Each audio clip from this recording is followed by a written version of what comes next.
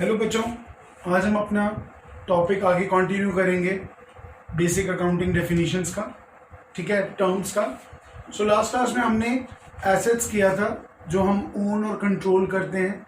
हमने कहा दो तरह के एसेट्स होते हैं, current assets, fix assets. Fix assets का दूसरा नाम नॉन करंट एसेट्स। और हमने वहाँ करंट एसेट्स में डिस्कस कर लिया था अपना स्टॉक के बारे में, cash in hand, cash at bank, prepaid expenses. अभी हमारे पास दो टर्म्स और बची हैं जो आज हम डिस्कस करेंगे थोड़ी देर में करंट एसेट्स के हेडिंग में। इसका नाम है डेटर्स और बिल्स रिसीवेबल। ठीक है, बिल्स रिसीवेबल को शॉर्ट में बोलते हैं B/R या BR। ठीक है, सो अभी हम शुरू करने लगे हैं लाइबिलिटी के बारे में।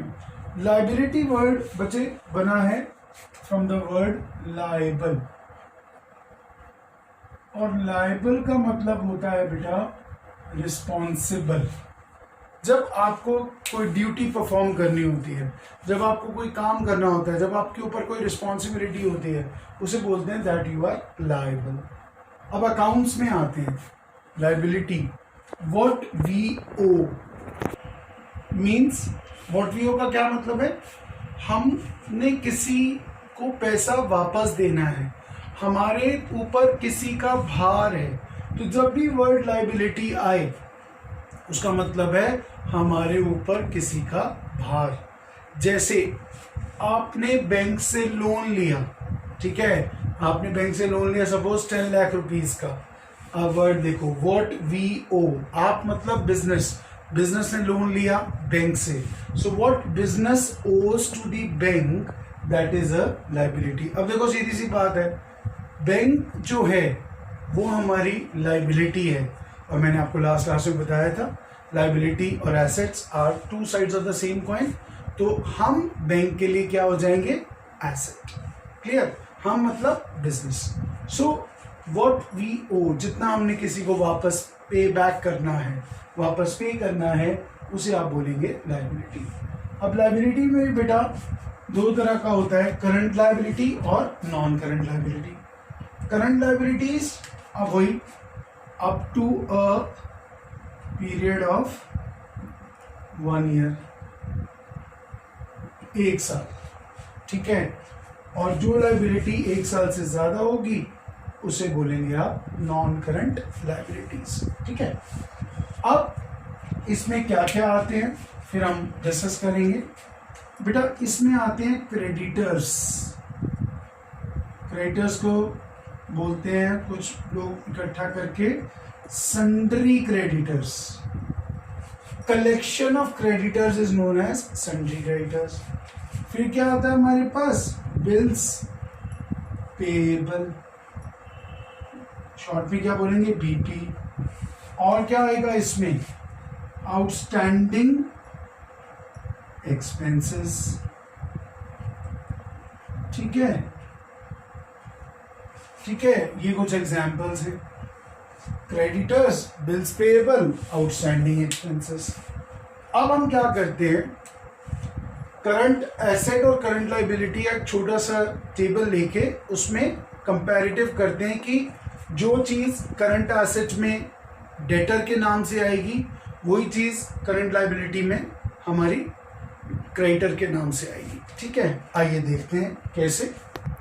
So current assets and current liabilities. आइए, करंट एसेट्स में डेटर्स और करंट लायबिलिटीज में क्रेडिटर्स। ठीक है, अभी मैं आपको समझाता हूं।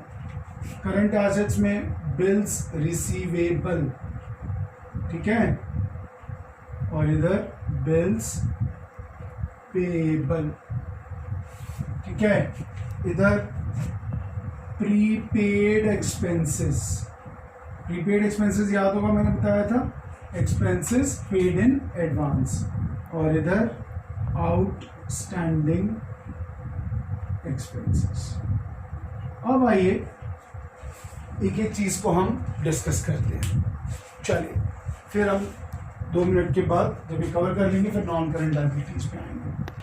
अब बच्चों, जब हम बिजनेस में कोई भी ट्रांजैक्शन करते हैं, मैंने आपको बताया था गुड्स सेल करना, परचेज करना, सैलरी देना, है ना, वेजेस देना, तो जब भी हम बिजनेस में कोई ट्रांजैक्शन करते हैं वो दो वेज से होती है, या तो कैश पे या क्रेडिट पे। और याद रखना, हम किसी पर्सन को कब तक याद रखते हैं, जब तक पैसे आने या जाने होते हैं। अगर आपने कोई ट्रांजैक्शन कैश पे करी, आपके पास कैश आ गया, कहानी खत्म। इसका मतलब ये जो दो वर्ड्स हमारी डिक्शनरी में आने वाले हैं, डेटर और क्रेडिटर, ये वर्ड कब आएंगे, जब ट्रांजैक्शन कैश पे नहीं हुई है, किस पे हुई है, क्रेडिट पे। क्रेडिट मतलब उधार, ठीक है। आओ एक एग्जांपल देते हैं। मिस्टर ए ने मिस्टर बी को क्या किया, गुड्स सेल किया, गुड्स सोल्ड ऑन क्रेडिट। ए ने बी को उधार पे सामान बेचा। अब सुनो बेटा, ए को पैसे आने हैं और बी ने पैसे देने हैं। अब ध्यान से सुनना। एसेट क्या होता है, जिसपे हमारा ओन होता है और कंट्रोल होता है, जिसको हम ओन करते हैं और कंट्रोल करते हैं। हमारे इस एग्जाम्पल में क्योंकि बी ने ए को पैसे देने हैं, ठीक है, तो हम क्या लिखेंगे, ध्यान से देखना, एज बुक्स। बेटा ए की बुक्स में B will be a debtor, याद रखना, B will be a debtor. किसकी बुक्स में, ए की बुक्स में, क्योंकि B is in the nature of asset to A, क्योंकि ए ने सामान बेचा है। अगर कोई बी कोई गलती करेगा तो ए अपना राइट एक्सरसाइज करेगा, और जिस चीज पे अपना राइट एक्सरसाइज कर सकते हैं वो हमारा एसेट होती है। तो इसका मतलब क्या हुआ, अगर हम बी की बुक्स में आए, बीज बुक्स, अब बी ने, याद करो बैंक वाला एग्जाम्पल, हमने बैंक से लोन लिया था तो बैंक जो था हमारी लाइबिलिटी था। सिमिलरली अब बी ने ए को पैसा वापस देना है, तो बी की बुक्स में ए विल बी क्रेडिटर, राइट।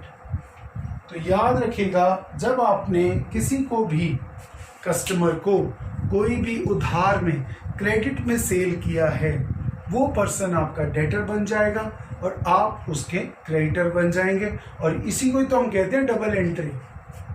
आपने सेल किया, उसने परचेज किया, तो ये तो हो गया डेटर और क्रेडिटर। अब आया bill receivable and bill payable. Bill receivable, पैसा आना है। अब बी ने कहा, देखो मिस्टर ए, मेरे पास पैसा नहीं है अभी, मैं आपको एक लेटर, एक कागज पे लिख के दे देता हूं दैट मैं आपको 1 महीने बाद पेमेंट दूंगा, राइट। तो बी क्या करेगा, बी इशू करेगा ए को। ए के पास क्या आएगा, ए के पास आएगा बिल रिसीवेबल। क्यों आएगा बिल रिसीवेबल, क्योंकि ए के पास पैसे आने हैं, ए इज टू रिसीव मनी। और ए बी को क्या देगा, ए बी को देगा बिल पेएबल, क्योंकि बी ने पे करने हैं। तो जिसके पास पैसे आने हैं, ठीक है, उसके पास क्या आएगा, बिल रिसीवेबल।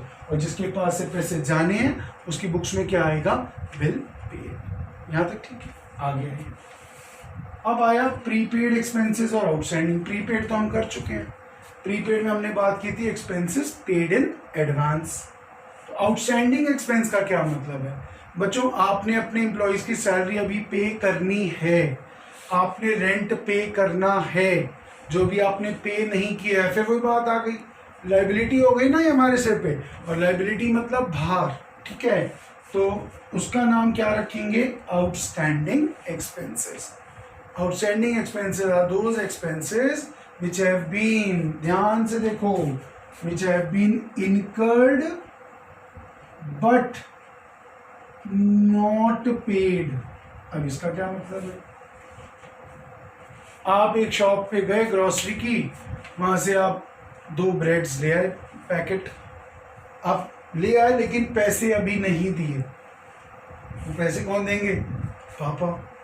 तो जो आप ब्रेड्स ले आए, 40 रुपीज की एक ब्रेड, 80 रुपीज की 2 ब्रेड, तो ये हो गया एक्सपेंस इनकर्ड। और जब पापा ने इसे पे कर दिया तो उसे बोलेंगे एक्सपेंस पेड। तो इसका मतलब इनकर्ड का मतलब होता है बच्चों जब आपने अभी खर्चा तो कर दिया लेकिन पेमेंट नहीं हुई है।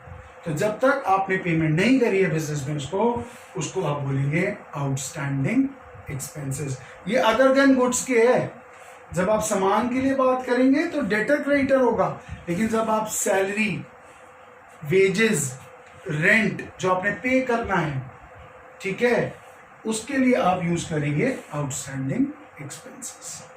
आप ये देख सकते हैं पैरेलल रिलेशनशिप, ये हमने जो बनाई यहाँ पे, debtors is to creditors, bill receivable is to bill payable, prepaid expenses is to outstanding expenses. तो बच्चों ये हमारा पॉइंट कवर होता है। अब हम बात करेंगे लॉन्ग टर्म लायबिलिटी की या नॉन करंट लायबिलिटी की, ठीक है। सो लायबिलिटी में लॉन्ग टर्म या नॉन करंट लायबिलिटी, तो 1 साल से ज्यादा जब आपकी लायबिलिटी होती है, जैसे आपने बैंक से लोन लिया 5 साल के लिए, तो वो शॉर्ट टर्म में नहीं आएगी, वो करंट में नहीं आएगी, वो किस में आएगी, नॉन करंट लायबिलिटी। तो बच्चों अभी तक हमने एसेट्स और लायबिलिटीज को कवर कर लिया। जल्दी से एक बार करते हैं। एसेट्स करंट एसेट्स, एसेट्स हमारे non current assets. Current assets हमने आज देख लिया और हमने नॉन करंट भी देख लिया, साथ में लायबिलिटी भी देख लिया। एक एग्जाम्पल फिर मैं दोबारा बोल रहा हूँ, depending on the nature of business. बच्चों फिर सुन लो, नेचर ऑफ बिजनेस से डिसाइड होगा कि एक एसेट आपका करंट एसेट है या नॉन करंट एसेट है। ध्यान से सुनना, मैं लास्ट टाइम बताया था, फिर बता रहा हूं क्योंकि बच्चे गलती करते हैं। मैं डीलर हूं buying and selling of cars में, डीलर मेरा बिजनेस है। मिस्टर एक्स मेरे पास आए अपने बिजनेस के लिए कार परचेज करने। ध्यान से सुनो, मैंने बताया था ना करंट एसेट में एलिमेंट ऑफ रीसेल, ठीक है। तो मेरे लिए जो कार्स हैं वो क्या होंगे, करंट एसेट्स, और क्या होंगे, पार्ट ऑफ स्टॉक। और मिस्टर एक्स के लिए वो क्या होंगे, non current asset. Non current asset में car. Is this clear? Car तो कार ही है, बट फिर वो आ गई ना बात, नेचर। हमारा नेचर क्या है बिजनेस का, ठीक है। वो अपने बिजनेस के लिए कार परचेज करने आए, वो हो गया उनका नॉन करंट एसेट या फिक्स्ड एसेट, ठीक है। तो अब हम इसके बाद आगे चलते हैं, हम बात करेंगे एक्सपेंडिचर की। Again very very important. बच्चों अब हम बात करने लगे हैं द टर्म एक्सपेंडिचर। एक्सपेंडिचर में हमारे पास 3 टर्म्स आएंगी, capital nature expenditure, revenue nature expenditure और deferred revenue expenditure. Capital, revenue and deferred revenue. आइए अब हम स्टार्ट करेंगे कैपिटल एक्सपेंडिचर। एक्सपेंडिचर, अब ध्यान से सुनिए, मिस्टर एक्स बिजनेस में है, सपोज यूटेंसिल्स के, ठीक है। मिस्टर एक्स ने अपने बिजनेस के लिए मशीनरी खरीदी, बिजनेस के लिए कार परचेज करी, बिजनेस में सैलरी पे करी और बिजनेस में रेंट पे किया, ठीक है। अब उसने जो ये 4 ट्रांजैक्शन करी, इसको हम समझेंगे under capital nature and revenue nature expenditure. उसके बाद हम डेफर्ड रेवेन्यू पे आएंगे। बच्चों जो ट्रांजैक्शन, जो एक्सपेंडिचर किससे रिलेट करेगा, जो एक्सपेंडिचर रिलेट करेगा फिक्स्ड एसेट या नॉन करंट एसेट से। किससे? फिक्स्ड एसेट या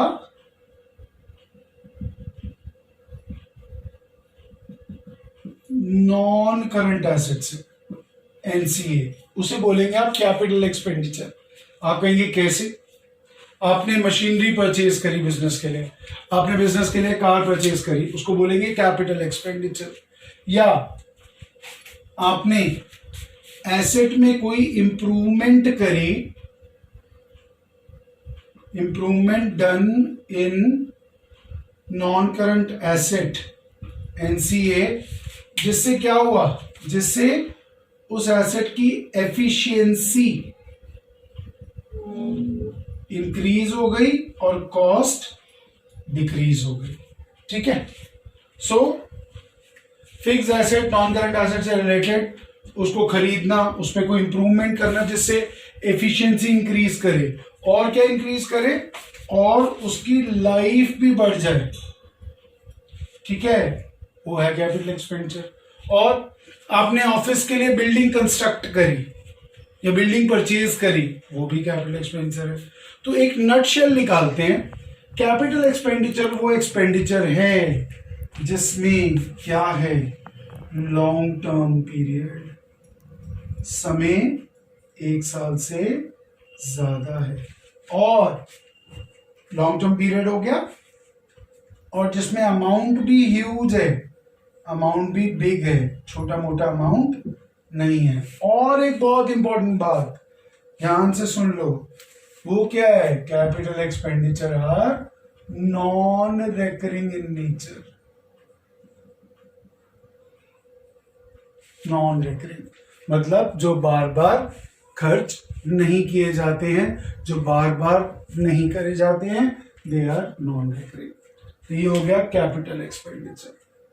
अब आया रेवेन्यू एक्सपेंडिचर। बच्चों रेवेन्यू एक्सपेंडिचर वर्ड स्टार्ट होता है आर से। अब देखो इसको समझो, आर फॉर रेवेन्यू, ठीक है, आर फॉर रेकरिंग या रेपिटेटिव, समझ रहे हैं, बार बार, ठीक है, बार बार, रूटीन, एक और वर्ड क्या आया, रूटीन। ये वो खर्चा है जो बार बार होता है, मंथली, 2 मंथली, 3 मंथली, और जिसका benefit with in the period 12 months के अंडर होता है, 1 ईयर के अंडर। सो अब आपके मिस्टर एक्स ने सैलरी पे करी, रेंट पे किया, सैलरी पे करी, रेंट पे किया, वो क्या है, वो आपका रेवेन्यू रेकरिंग नेचर एक्सपेंडिचर है, बार बार वो खर्च किया जाएगा।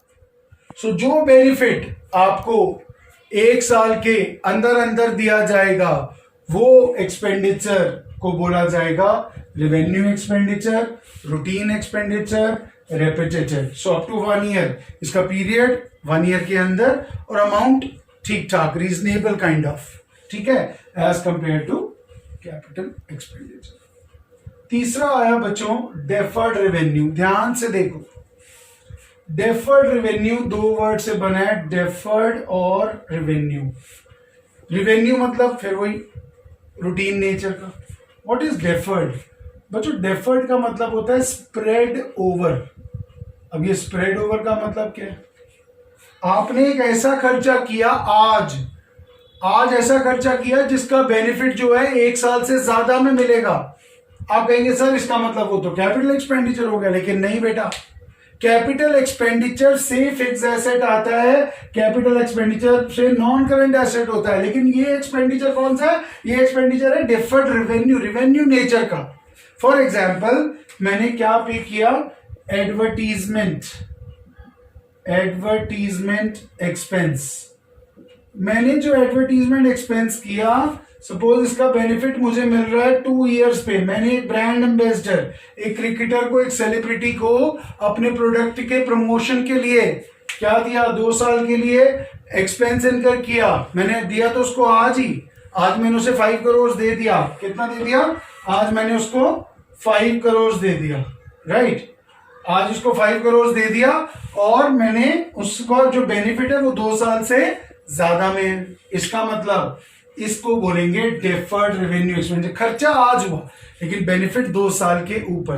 तो 1 साल का खर्चा आप क्या करेंगे, अब इसको रिकॉर्ड कैसे करेंगे?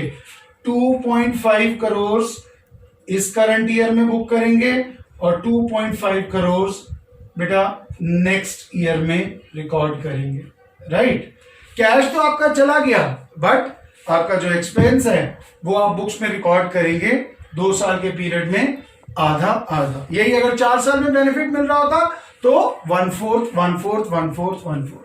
तो डेफर्ड रेवेन्यू एक्सपेंडिचर का बेनिफिट 1 साल से ज्यादा होता है। कैपिटल एक्सपेंडिचर का भी बेनिफिट 1 साल से ज्यादा होता है, लेकिन कैपिटल एक्सपेंडिचर से fix asset, non current asset आता है, डेफर्ड रेवेन्यू से कोई एसेट एग्जिस्टेंस में नहीं आता है। और रेवेन्यू एक्सपेंडिचर रूटीन, रेकरिंग आपका रिपीटेटिव, सैलरी देना, इंटरेस्ट देना, ठीक है, वेजेस देना, रेंट देना, ये सारा क्या आएगा, रेवेन्यू एक्सपेंडिचर.